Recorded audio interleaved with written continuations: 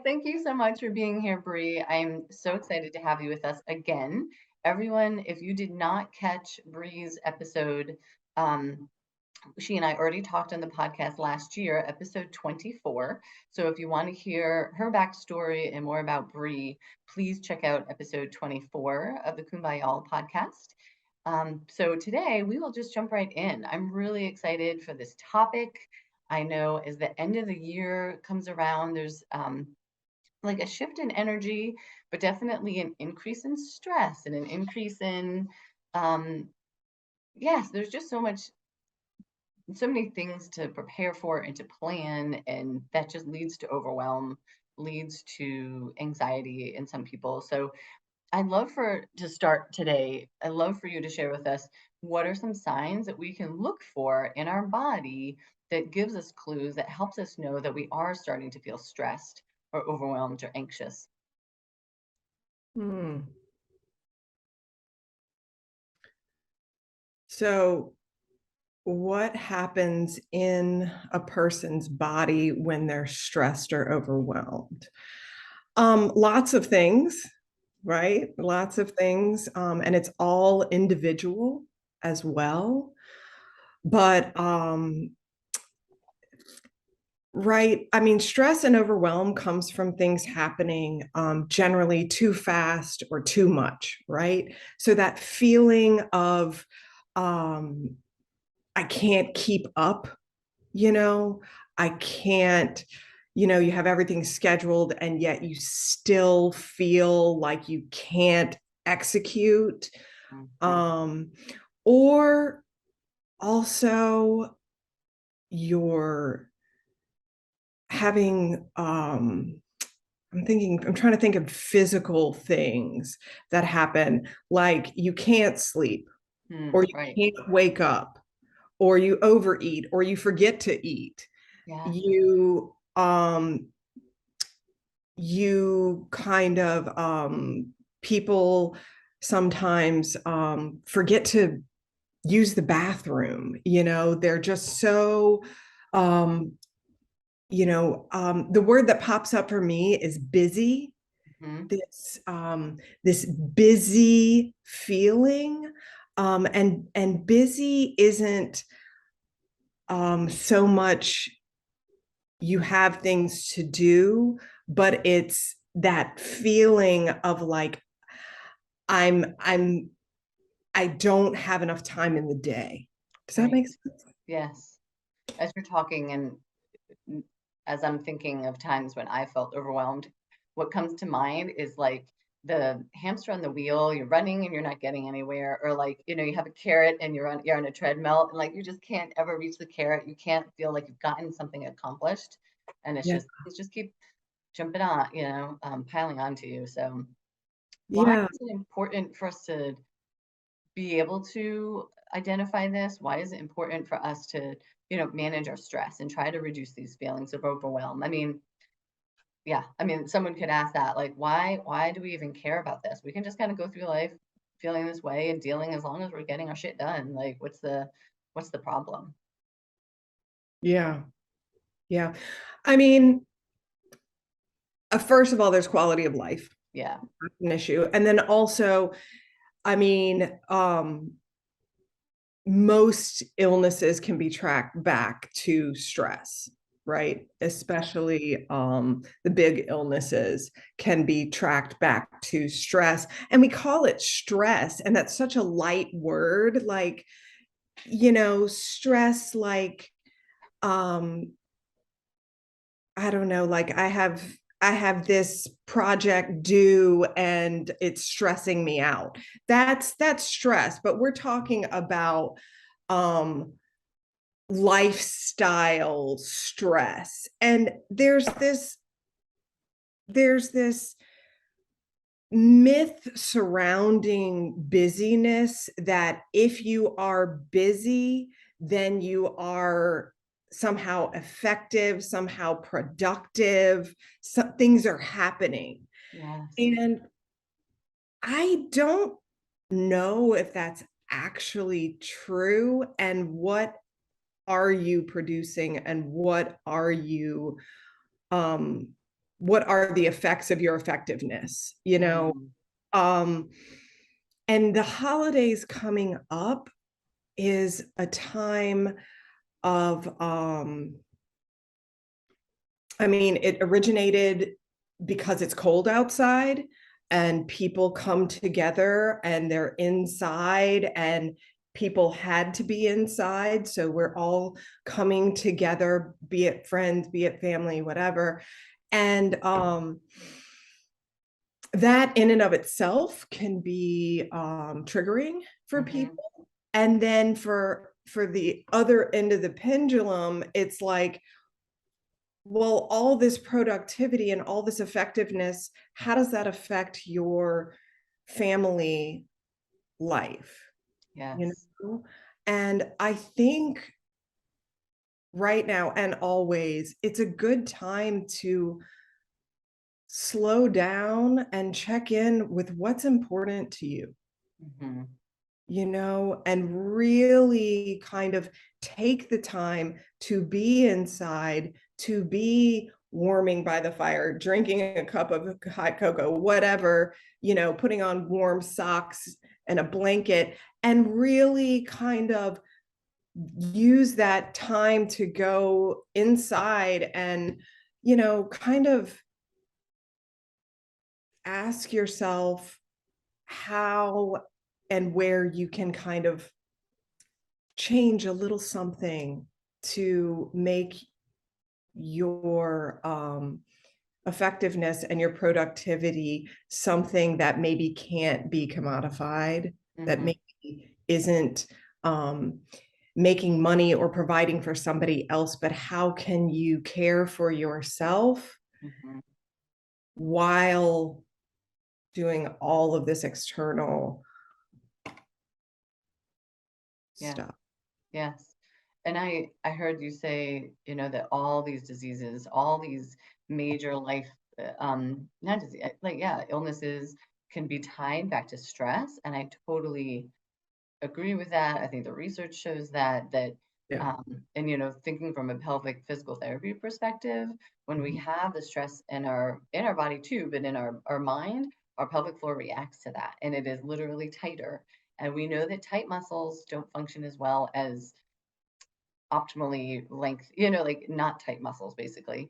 And so, and I was just teaching a patient this the other day. It's like, we learn this go, go, go, especially as women. It's like, and really, I think especially just in our society, other societies, they have siesta and the world just shuts down in the afternoon for hours. And in the United States, we don't have that. It is literally go from the moment you wake up until your head hits the pillow, and we feel good about ourselves and we have that satisfaction from accomplishments, from achievements. And we are not taught that for our body physically, cellularly to be like functioning optimally, you need to relax as well as contract. Like muscles work better when they can relax appropriately and contract appropriately. And so there's that, like, we're not learning this, that we have to um, balance the go, go, go in these feelings of like, okay, well, who cares about overwhelm? Well, we all should, because we're not living our best life and physiologically even performing at our best if we are, you know, just sucking up and dealing with it and pushing through. Yeah, I mean, a couple things that you said. One of those is that I love to remind people of the jaw and its connection with the pelvic floor. And if you're tensing your jaw, you're also tensing your pelvic floor. And if you're Absolutely. habitually a tight jawed person or a tooth grinder or anything in the jaw, then Sponging, yeah. your pelvic floor is probably habitually tight. And in order to relax that and allow it to kind of do what it does naturally, then Yes. you have to, it's a practice, right? Of relaxing your jaw.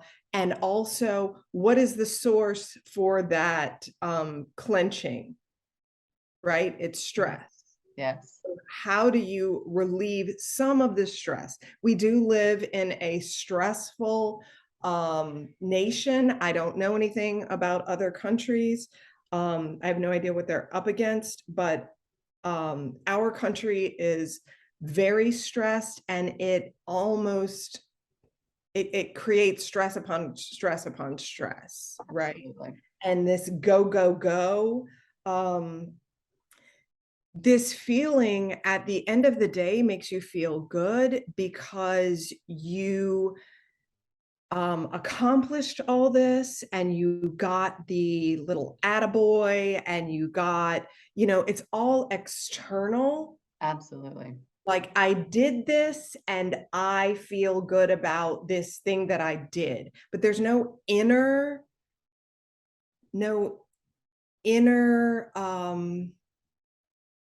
appreciation for who and what you are. Like, without you doing anything, without you accomplishing anything,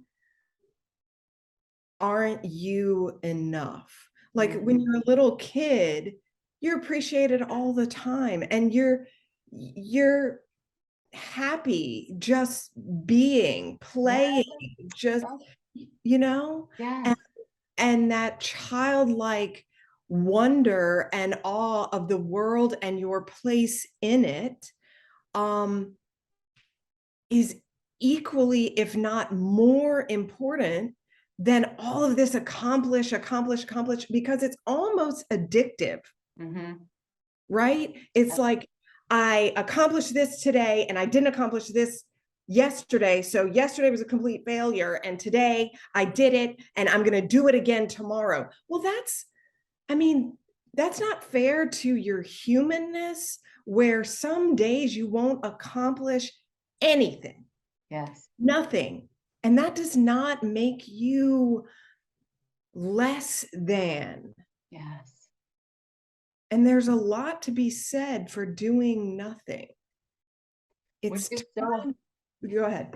yeah, no, I mean, I just like, as you're speaking, what comes to me is all that we do around the holidays for this. It is like the antithesis. It should be, like you said, this time of the weather getting chilly, we're drawn inside, we're drawn into our homes with those, we love. And, but yet it's like, okay, we've got to put up the decorations, we've got to buy those gifts and make sure we have the card sent out. And there's just so many things to do. Are we really doing it out of a place of, I feel connected to the people in my life that maybe I don't get to speak to as often as I'd like to, or don't get to see ever, but I send them that holiday card, which is a real thing for me. I really, there's some people that, I don't see them anymore. They're friends when I was growing up, but I care about them deeply, and I really love to send them a card, and I love receiving their cards, at the end of the year. But that's because that's through me. It's not like, oh, it's a box I have to check because Susie down the street sends 100 cards. I got to send 100 cards or whatever. So I feel like there's opportunity there where we can really check in with ourselves and say, okay, is this a, something that's coming from within me? Or is this something I'm doing to get the approval of my family? Because everyone else in my family has like the perfect pictures for their picture card, and they have their little letter that they write out and whatever. Yeah, there's just so I just resonated so much with what you said about, we are enough without all that external. And I wonder where we lose that, right? When we're kids, and like your animal. I mean, you have pets, you just love your pet just for existing. They don't Right. have to eat their They're food a just, certain way or poop in yeah. a certain corner for you to really, Right. yes, yes. And it's Yeah. like, and somewhere along those lines, we got that mixed up, where we have to produce and we have to succeed, or yeah, accomplish things to get that approval. Well, really, I think what you do, I know what you do, frankly, helps people get grounded with what's inside themselves and what is coming from inside themselves and connecting with themselves. And I see it so profoundly with my patients, our patients, our mutual clients, that they're getting more embodied in their selves, in their own bodies, and that can then stem off, I think, and have so many far-reaching benefits, effects, right? Yeah. I think that when you are physically aware of your own body, like how you're breathing in a moment, and you're used to, and it's a practice as well, but you're used to checking in with your breathing, or you're used to checking in with your muscles and the way that you're holding your body in a certain moment. That gives you power, or gives you a sense of groundedness, an anchor. Yes. And then you can weather the storm around you, because you have this self-awareness, physical self-awareness, that then kind of exudes into emotional awareness, spiritual awareness, mental awareness, all that stuff. Yes. Yeah, I think it's I really think it's miraculous to um work with other people and kind of watch them kind of become who they've always been. Mm, I right. mean, and it doesn't happen with everybody, and it's not like but it's really cool to be a part of that process with Hmm. people and watch them kind of getting in their own bodies, in themselves. We're so covered up with all of this other stuff, and it's almost like putting on masks. Yeah. It's like, you have to be this successful person, or you have to be this certain type of mom, or you have to be this person who sends out all the holiday cards, or buys everything that your kid wants. Yes. And all of that um can feel, it's not who you are. Mm, Who you are is that person underneath all of that. yeah. Yes. And I think that the practice of being in your body and working with you, having an embodiment practice gives you the space and the time to realize that, to honor that, to cultivate that. That's what, when I think of you, I think of, you just have more patience, you have pause, you have, I really never see you ruffled or I'm sure maybe you are, sometimes in your day, but Yeah. I just, I feel like really the majority of the time that I see you, you're calm and you're collected, and you have this pause before speaking, reacting. Just it's really an inspiration, and like there's like a sense of power to that, right? And Mm, that's why I work with you to get more of that, yeah. But back, I don't, I want to kind of keep bringing us back to the holidays. So and Oh, thinking of, when we feel stressed around the holidays, how can we combat that? How can we, this is like great to be like, oh, we need to be in our body, but say someone isn't already working with you, or doesn't have this practice in their life yet, and um, the holidays are coming up, and say they don't have a great relationship with their family, but yet they know they're going to be seeing them, or they're missing one of their loved ones, or they're just out of touch and with what they really want to be doing, and they feel that external pressure to keep up with the Joneses and everyone else. And I'm just totally just throwing out ideas, but whatever stress around the holidays, wherever it's coming from, we kind of talked about how you can identify it in your body, and then what are some ways that we could handle that or deal with that, or even if you have like specifics of exercises or tips or things that you like to give people to, when they do find that showing up for them. mm-hmm, mm-hmm. Um, that's a tough question, because we're all individuals with our individual issues, but at the same time we're all connected. Mhm. So I can't help but wonder if it's more a collective overwhelm Mm-hmm. than an individual. So first, I would encourage people to reach out and commune with other people. Mm. I feel like we are so individualized that we are saying my stress, my overwhelm, my anxiety, my busyness, myself. And while I do see people one-on-one, it's the two of us, Yeah. you know, it's um that important connection to other people.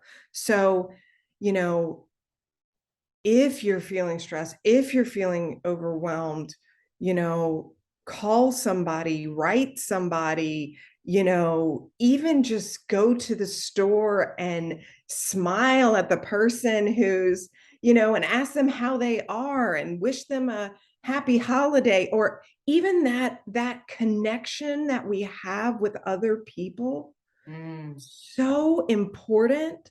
And you know, if you think about as little babies, we could not speak.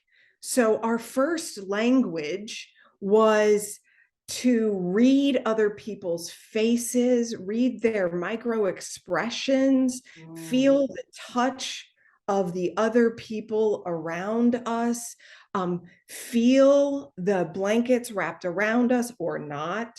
All of those little things, what we could hear, what we could barely even see. Yeah. So all we could see was the people closest to us. And so we still have that in us. It's very primal. And Mm. we spend so much time doing this 2D stuff that we're doing right now. Yeah. And we're so 2D conscious, if that's even a thing. But you know, being around other people does something to our nervous system. You know, Mm. our nervous system we cannot fix ourselves. We have to heal collectively. Oh, So I love that. Yeah. Yes. yeah, so that is number one, I think. Mhm. Um, and then the other thing I would say for people that are feeling overwhelmed, stressed, anxious, all of those things, is if you can. Mhm. And the problem is all of this is a practice, right? Because we are humans, because we have habituated patterns of behavior. Um, it's really hard for us to learn something and then put it into like our bodies, right? It's something that we have to go back to and back to and back to and fail and fail and fail and fail again, right? So if you can, try cueing into your senses, right? Mm. So like just in a moment, if you notice yourself being stressed or anxious, or um noticing what you can taste in your mouth, you Mm. know, and that's a weird thing. Like, what are you Yeah. tasting in your mouth? Like, I'm tasting, I need to brush my teeth. That's usually what your instant reaction would be. But letting that go, Mhm. um, because nobody's in your mouth but you. But just like tasting what's in your mouth, Yeah. seeing what you can smell, or what can you hear other than the person who's with you, who's, you know, triggering you or whatever.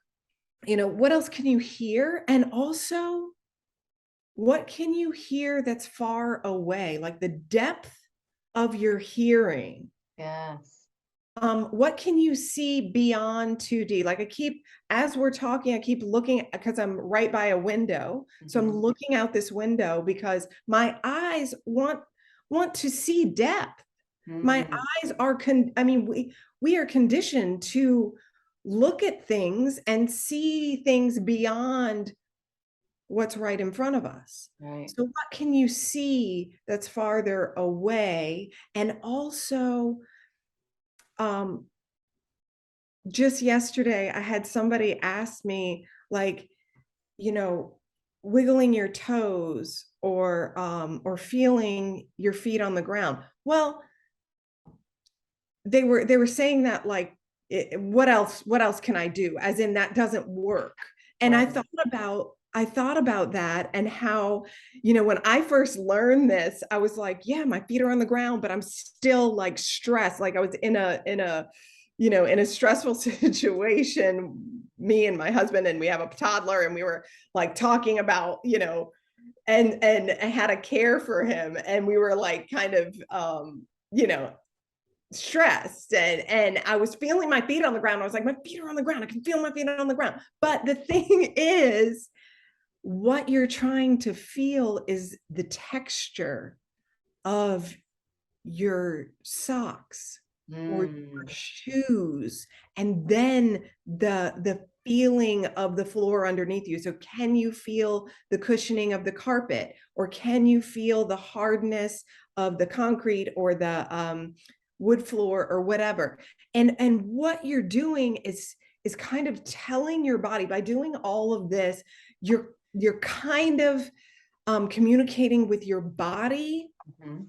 And I'm going to try to put language around it, but this is like primal. So language never, anyway, that's a different story, but it never really envelops what we're trying to do. But you're trying to, like, tell your body it's okay, you're here. And that takes your mind out of the game, right? Mm. Because your mind is the part, it's your frontal cortex, it's your thinking brain that is stressed, it's your thinking brain that we put up on a pedestal. I mean, Mhm. it's like it's, God in in our common society. And Civilized. Yeah. Right. Society. Mhm. yeah, yeah. Oh, civilized, that's a word. I know, right? But the thinking mind needs to know that the body is okay. Yes. There are other ways out of this than what you're habitually used to. Your patterns of behavior may not be as effective or as productive as you think.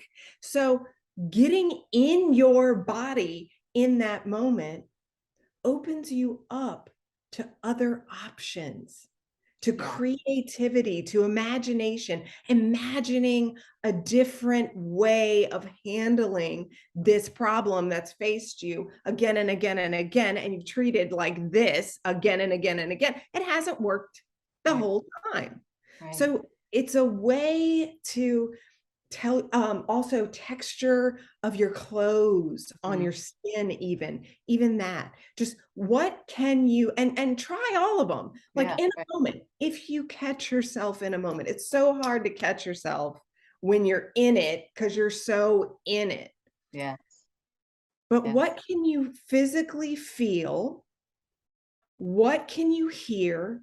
What can you taste? What can you smell? What can you see? Just, and if one of them works, great. But Yeah. if it doesn't work, then go to the next one if you can. Yes.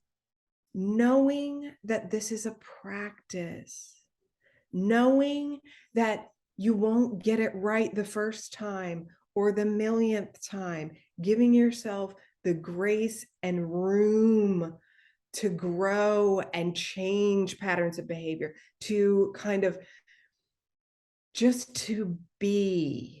This isn't about, here's this tip, do it, and you're going to be effective. It's not Right. about effective. It's not about production. It's not about winning. It's Mhm. about being in a moment, even catching yourself in a moment and being like, whoa, this is overwhelming. That in and of itself is a feat. Yeah. That awareness, I think that's where we definitely need to start. Gosh, I could talk to you all day. This has been this is amazing. I just so appreciate your time, and I want to honor your time. So I want to just kind of wrap up. Um, few minutes left, but yeah, just I guess there's so much I want you to go into, but I just say, how can people contact you? How can people work with you? I kind of know because you work with me, but I just want you to kind of share if people. Yeah, I mean, for people who are interested in doing this work Mhm.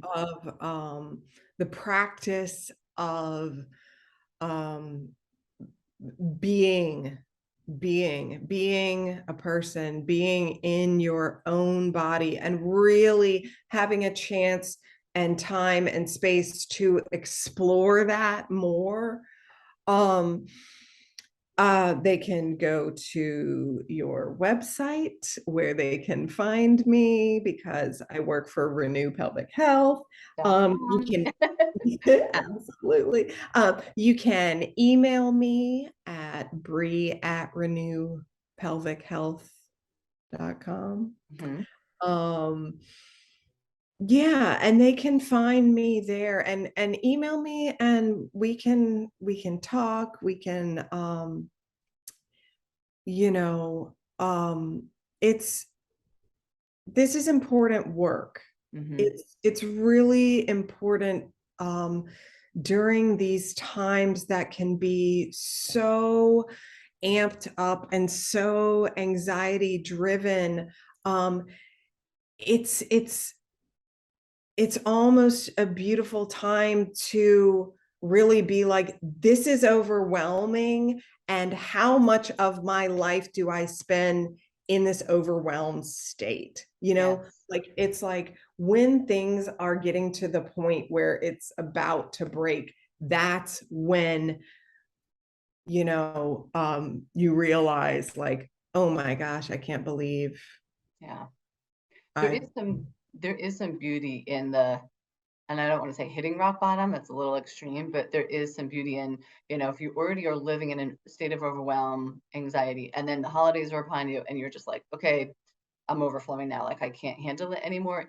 That is in and of itself an impetus to make change, to get help. And I can speak from experience. And like you said, I feel like we all feel that we're in these little silos, right? And our experience is so unique to us, and no one else is dealing with all the stuff that we're dealing with. And it's awful, but I'm alone.